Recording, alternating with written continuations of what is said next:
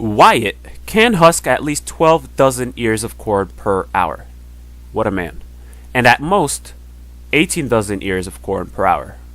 Alright, based on this information, what is a possible amount of time in hours that it could take Wyatt to husk 72 dozen ears of corn? Cool.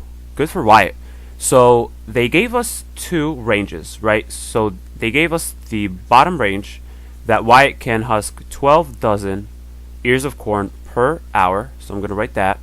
And at most, he can do 18 dozen ears of corn per hour. So this is his range.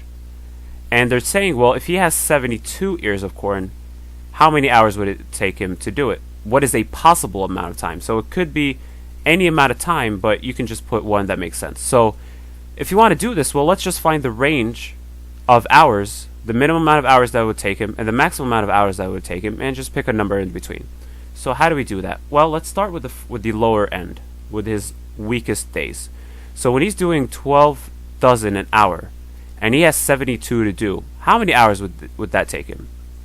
Ooh, good question. So what you want to do is take 72, total number of dozens of ears, divide that by 12 dozen, and you'll get 6.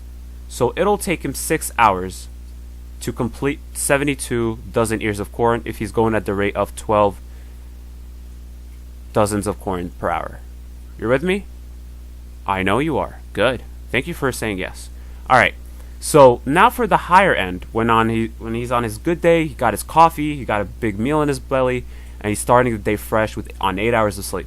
What is he doing? So he's doing 18 dozen an hour. So again, we do 72 divided by 18, and that'll give us 4 hours. Okay?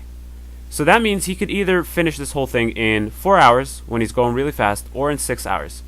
So just give the SAT a number in between and they'll be happy with it, and they'll give you full points. So 5 hours works. Anything really between 4 and 6.